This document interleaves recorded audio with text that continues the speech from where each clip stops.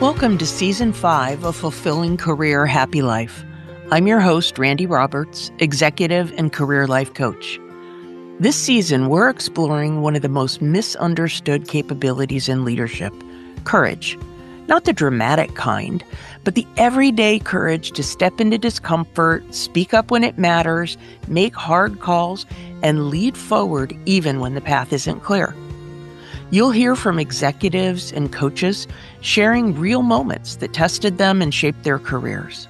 My hope is that each conversation invites you to reflect on your own relationship with courage, where it's serving you, and where a braver step may be just ahead. So let's get started. Hi, and welcome to Fulfilling Career Happy Life.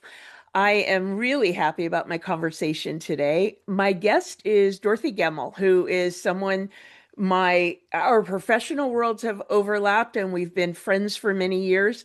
So I'm excited for the conversation. Dorothy started her career in pharmaceutical sales, moved into global marketing roles, and then took a really interesting turn when she joined a healthcare technology company as vice president of sales and operations. Did that for a number of years, pivoted again to be the president of an advertising agency. Then moved back to healthcare or healthcare technology, really, in a couple of different roles for different companies. She was senior VP of strategic partnerships. She was chief commercial officer, head of commercial, chief operating officer, and president. I could go on and on. She also has held numerous advising and consulting roles, and I know her to be a mentor to many people. So I knew she would be a perfect person with whom to have this conversation. So, Dorothy, welcome. Thank you for joining me. Thanks, Randy. It's so great to be here. I'm both honored because I'm so proud of what you've built, and I've watched your podcast in the past, and I'm honored to be a guest and Thank you. great to have a conversation with you. Thanks for having me. Absolutely. Okay, so let's start with, along the theme of leadership courage, which is the theme for this season. Tell me a little bit about how you personally define leadership courage. When I, called and talked to you about this topic, what comes to mind for you? Sure. It's a really good question. From leadership courage, I look at it from the perspective of being able to make tough decisions, being able to help a team or a group or a company through change. I see it as the ability to step up and state something or back perhaps an unpopular opinion, decision, and also kind of, as I call it, being able to, in a nice way, step up and have the conversation that your baby may be ugly, especially in my experiences with founders and folks where there's a situation where there is a product market fit issue and people keep trying and trying and trying. Someone from a leadership perspective, and I look at that as leadership courage to step up to help the business or the greater good, even again if it's an unpopular decision. I'm glad that you brought that up because I know, given the high level of leadership roles at which you've joined companies, I'm sure you've been in that position a lot because you've been brought in to evolve and make change. So it's a great way to reflect on it. Tell me about from your experience and some of the transitions that you've made, promotions, reinventions, however you define it. What role has courage played? For me personally, and especially I feel that kind of, I'll say growing up as a person now, I'll call myself, middle-aged, can we say that? But Fully developed, fully maybe? developed, yes, chronologically gifted. I would say it's been interesting for me to look back at because I became a leader of people when I was 25 years old. Mm. And now I'm almost 60. So I've been in leadership positions, for a really long time. And I would say one is I've been proud of myself in the ways in which I've developed leadership courage. I would not say I was so courageous in my 20s. I became more courageous as I got older, had more experience. And also, I think strategically had lessons that I had learned from that I could reapply, right? You have great experiences when you try things, and sometimes you try things and they fail. But I find over the years being able to kind of reapply lessons, both good and bad, of my own. And then also from a mentorship perspective, I do recall when I was younger, maybe there were leadership scenarios and business scenarios I hadn't been in before, but being able to ask a trusted mentor what their experiences were and apply those. Again, that takes courage to take. Number one is ask someone for help. Number two is take somebody else's advice or approach and apply it. That takes a little bit of courage too, because there you might feel that there's risk. But once you realize and you have that pattern of applying learnings or approaches to leadership challenges and they work, you gain confidence. And I Yeah. think, that confidence over the years has helped me, if this makes sense, have more courage. It makes a lot of sense. And it's interesting because I had my own experience, but also have talked to a lot of clients about just asking for help, as you mentioned, takes courage because in a situation where you've been brought into a big leadership role or you've taken on a new level of leadership, that's a moment where we hold ourselves to, I need to know what I'm look like I'm doing. They've tapped me for this job. Am I really ready? I need to show others I'm ready. And that may be the moment where we really don't know what to do because you're doing something you've never done before. So Yes. the asking for help is really important. Yeah, I agree. And I do think now that you mentioned in the introduction, I do a lot of advising now. I do mentor a lot of folks giving back because so many people have mentored me over the years Yeah. and helped me. Um, I do think that the leaders that are the most successful, whether you're a founder of a company, for me, I often mentor people like myself that are head of commercial organizations, sales organizations, growth organizations. Being able to ask for help is critical. I'm sure I know, Randy, you're a mentor to many people as well. And we all have all these mentees. Some of them come once a month and ask for help, and others I hear from every couple of years. Um, but I think we are all there to help each other, and it's important. I'm not sure how you would, as a new young leader in a role that you've never done before, would necessarily figure it out without help from others. Yeah. Absolutely. And a lot of times that's what separates people who, I'll say, flame out on the one dramatic end versus people that continue to learn and grow. Because if you can't ask for help and don't have that support around you, how are you going to build followership, for example, Yeah, because you haven't seen it? And yeah, I yeah, completely agree with you. Shifting gears a little bit, Dorothy, and thinking about, the businesses that you've led, because the roles you've taken on, you're leading a team of people and accomplishing through them, but there's a business outcome that you're looking for. How have you seen courage accelerate business outcomes? sure. I've been really lucky the past, let's call it 5 roles I've had have been in pretty high growth, aggressively growing organizations. Yes, they've been in digital healthcare, kind of all sides of whether, having pharmaceutical companies as customers or having employers and health plans as customers, but pretty high growth, either VC or private equity backed companies. So I think it takes a lot of courage because you have to be able to move very quickly. You have to be able to make decisions.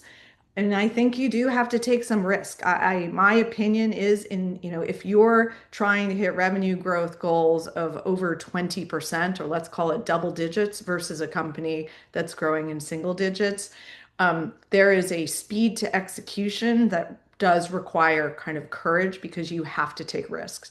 As far as leading your team, the other thing you have to have courage to is the people on your team also have to be in that mentality of being able to work in a high growth environment, and particularly in kind of sales enablement, account management, and the operations that supports a revenue or growth um, team. Hmm. I would say lessons learned are that your team has to also have that courage and be able to take the risk, or they have to be, um, you have to have a culture that expects that and rewards it. Because I think one of the most courageous and toughest things that I've done, I'm sure you have as well, is sometimes you actually have to come in and turn over half the team because they don't adapt to the culture or don't adapt to the task that needs to be done in those kind of high growth companies. Yeah. So, Yeah. I mean, that can be really tough because I know you to be a person that you make strong business decisions with your head, but you also bring your heart to the implementation. I know we share the feeling that we don't want to be a person for whom it's easy to just have to, move people out of a job that they've had for a while, but yet sometimes the commitment to the task requires that. yeah, commitment to the task, but I've found over the years too, it's also commitment to the team. And I remember, early on, the first time, let's say my boss or the executive team, when I wasn't on the executive team, said, Dorothy, we have to remove 10% of the sales organization and, hire new people, et cetera. It's really tough to do as a new manager, but once you do it a few times and the rest of the team comes back to you and says, "Oh my God, that was the right thing to do." Yeah. I've learned that it Yeah. actually helps the culture of the entire group, Yeah. for sure. But yeah, all of those things, take courage in different ways. Yeah, they do. It's interesting what you say about the impact of those tough decisions because people notice how you handle underperformers. It's not a secret if someone isn't up to the task. Is it a will do? Is it can do? Either way. And so making that tough decision does pay off, but you have to have faith that that's coming because it doesn't make it easier in the moment. Yeah, Yeah. yeah. But you learn over the years that works.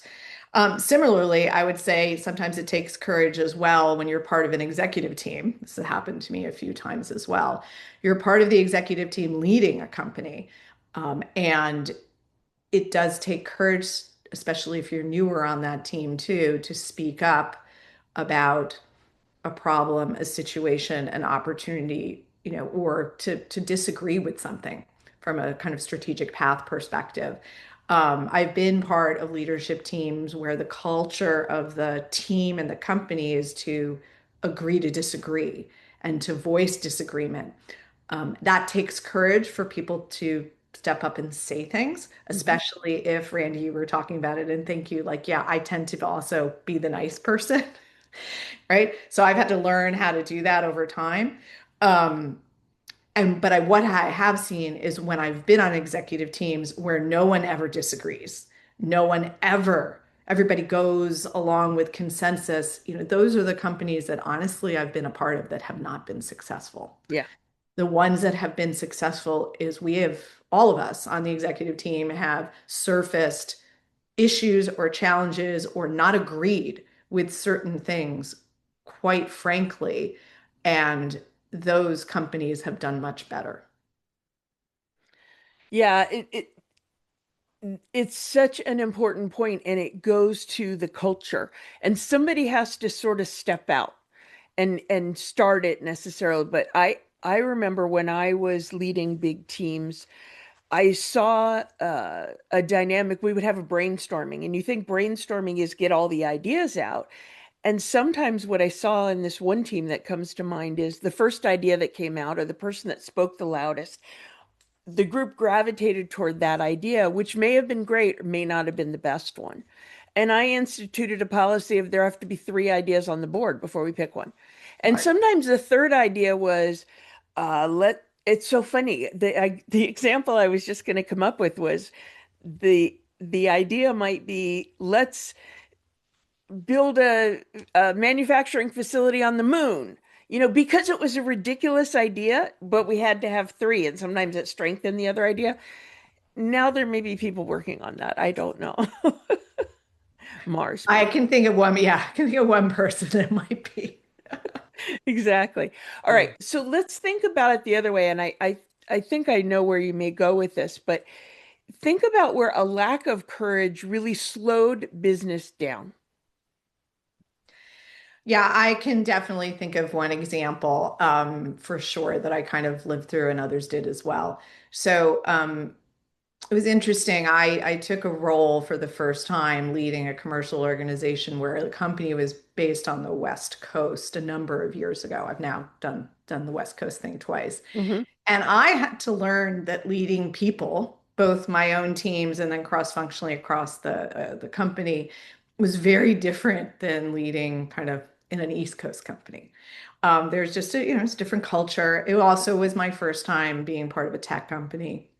And so, but in that culture, everything seemed to be done by consensus, and people were not stepping up and bringing up the difficult topics in that situation.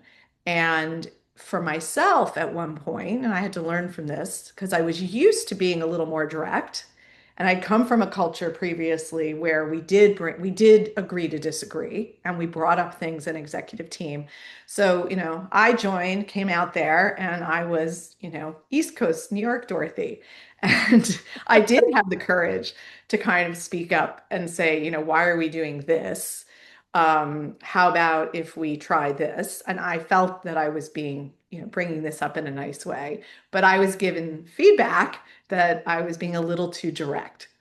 And so while I had the courage to speak up, I did kind of step back, took a minute or two, like let's call it the next leadership meeting, and tried again in a different way and in a different approach. It eventually worked. It's just something was impacting my organization needed to make change. It was kind of a go-to-market strategy perspective, and also making some people changes. Because I had been taught well through my experiences and had great mentors and bosses who had supported me and helped me make changes to drive growth. But in this scenario, it was just a different leadership environment, and it Sure. was like consensus. And we as a company and a culture didn't like to make change, whether it was people change, strategic change. So in that case, while I had the courage, I guess I eventually stopped bringing it up because it wasn't part of that culture, and that company did not, do well over time. Yeah. It's interesting because when you come into a new leadership role, there's one dynamic if you get promoted within an organization, different dynamic if you join from outside and you can see things a little bit more, I don't know, I'll call it clearly in a way. Mhm. Um, but there's this combination of you were brought in to do certain things, and yet you need to read the room and get a feel for the culture and see what works. And I could see that might be an internal struggle sometimes. Yeah, no, it's true. So, but second time, West Coast company joining a team, and also the culture was different, leadership was different. My role was the same. Whether I learned a different approach or whether the net company and the leadership was just different, was much more successful. We worked much more quickly, but there was, from a CEO perspective, this approach that like people should speak up and disagree with each other actively in an appropriate way. Like there's no Yeah. fighting, there's no, no dismissing of other people's ideas. But to your point, is getting all of the feedback out on the table. Because I like your idea of like we should always have three opinions or three ideas on things. Yeah. It's interesting because I've recently joined a board in a decision-making and advisory capacity. And one of the things that I've struggled with a little bit in trying to sort of get a beat on the culture and how are decisions made and what is the risk tolerance, there are certain decisions that were made. I'm having to sort of go back and say, help me understand how we came to that decision that we're now thinking about changing. And so that's been an interesting dynamic there. And I have to pick my battle. How important is something really to take it on? Yeah, Yeah, yeah. it's true. Um, for yourself, have you developed some kind of an internal process when you're having to face bold or even uncomfortable decisions? I have over the years for sure. Again, my process is number one is kind of do the research, have an opinion. I tend to kind of write things down. I've kind of graduated from a notebook to writing things in Google Docs now, but I generally will frame, what is the objective that we're trying to do, or the objective of what I'm trying to bring up a couple of, reasons why, make sure that kind of that I've done my homework when I come to the table with something like that. Um, I mean, it's like the same way I approach kind of strategic planning and business planning, and the way I might approach a customer or prepare for a pitch or prepare for a meeting. I use this same preparation for when I'm coming to the table to whoever, whether it's my boss, whether it's to my team, whether it's to my colleagues. Because in a way, again, you're cross-functionally leading in any organization. Sure. Um, yeah, I would say it's that. It's almost preparing for that conversation as if you were selling. It's interesting because as you were describing that, I was thinking about the scientific model, doing the research, formulating a hypothesis, testing it, and then, sort of making it happen. It doesn't surprise me that you have sort of a systematic approach for that. It's helpful. So would make sense because I have a sales background. Everybody has their own approach, but I think regardless, whether it's a scientific process, whether it's a financial model, whether it's kind of a sales pitch, I think that is kind of best practices of folks coming to Yeah. the table. It will make you more successful in whatever that objective is of why you're coming to the table courageously as a leader. Yeah, I think that experience is going to be really helpful for our listeners. Along that same line, what advice do you give leaders who are wanting to strengthen that courage muscle, I'll call it? Yeah. So I have had this conversation with folks that I've mentored, whether they've been people that work on my own team and they have an idea, or people that I've mentored kind of outside, out and about over the years. Um, I would say the number one thing to develop that courage is to actually choose a courageous leadership action and do it. It's the old kind of like jump off the side of the pool or off the dock or whatever analogy you want to use. I think the only way you actually learn and strengthen the muscle is by doing it, in my opinion. So, if anything, I've helped mentees and folks that I've managed, and others, you know, help talk through, prepare them, and have them go do it and tell me about it after the fact. Because pretty much 9 times out of 10 or 99 of 100 times, it works out just fine. Yeah. So And if it doesn't, I have found it's that's the okay. biggest learning opportunity if you're willing to own it and look at it, turn it over a little bit. Yeah, Yeah. no, absolutely. It is. I mean, I'm sure you'll agree. I mean, I have probably learned the most equally from what to do versus what not to do from failure. Yeah. I mean, and now as an advisor to companies and go to market strategy and things like that, having tried things that have failed miserably, I now at least can tell people, don't do this because this is probably what's going to happen, Yeah. and avoid it. And instead, try plan B, which I have seen work again and again and again. And I think that's yeah, you learn most from your mistakes. Yeah. You have to make mistakes or you won't learn. And I Yeah. will say my Yeah. opinion is, because every once in a while, and I'm surprised, Randy, you'll have to tell me too. You coach a lot of executives.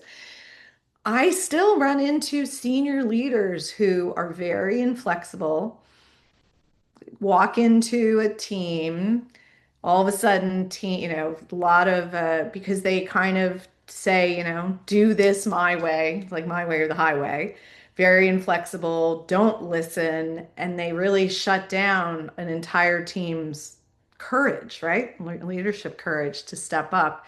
And again, that sometimes I'm still shocked that that goes on today, because I Yeah. feel that authentic, courageous, and generous leadership has become more the norm.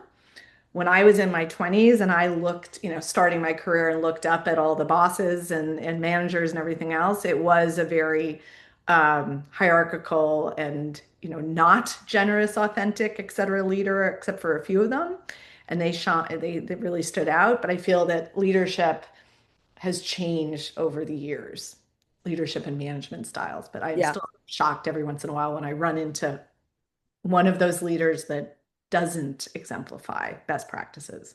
Yeah, I still see it sometimes too. And an assumption that I make and test is that that comes from a lack of courage because they need to control it Yeah. and they have to be doing it the right way. It's an No, it interesting does. dynamic.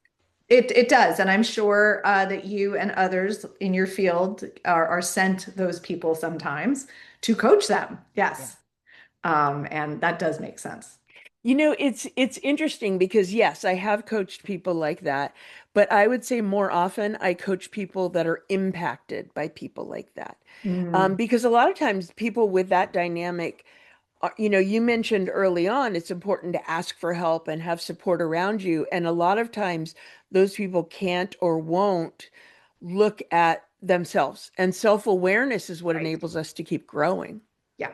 No, no, it is very, very true. So yeah, I'm glad that this entire field of coaching exists because I have seen it help a lot of folks. But you're right, it's usually the folks that are impacted by the poor, the poor or weak leader, who have such leadership potential, and it's great for them to kind of work through those Yeah. scenarios themselves so that they continue to grow as a leader and Yeah. also don't think that that behavior is the right behavior. Yeah, absolutely. And it's interesting because one of the things that can help people through those situations, if your work is impacted by someone you report to or work around, that's not the right kind of leadership influence that you're looking for, Mhm. you can learn from that too. Similar to your own painful experience that we've all, stubbed our toes on something and had to learn from it, patterning yourself after great leaders and learning what not to do can really help your own growth and sometimes somehow makes it easier if you recognize you're going to get something out of it when you're able to look back on it. Yeah, no, it's true. It's true. It does help. It does help for Yeah. sure. Yeah, absolutely.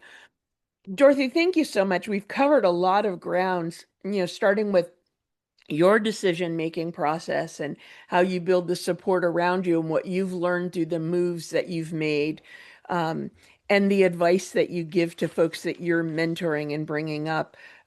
It's been super helpful, and I know that our listeners are going to get a lot out of it. And I thank you so much for your time. Thanks, Randy. I really appreciate it. And thanks for your time as well. Thanks so much for listening to Fulfilling Career Happy Life. If you enjoy the show, please subscribe, follow, rate, and review. Do all the things to show your support for this podcast. It helps other professionals who want to feel more energized about their work again find us. And if you want to take this thinking further, please follow me on LinkedIn, where I share content on a regular basis. You can also get on my email list by downloading the Career Satisfaction Assessment or through my website. All these links are in the show notes. Thanks again for tuning in. I truly appreciate that you make the time for yourself to listen to the show. See you next week.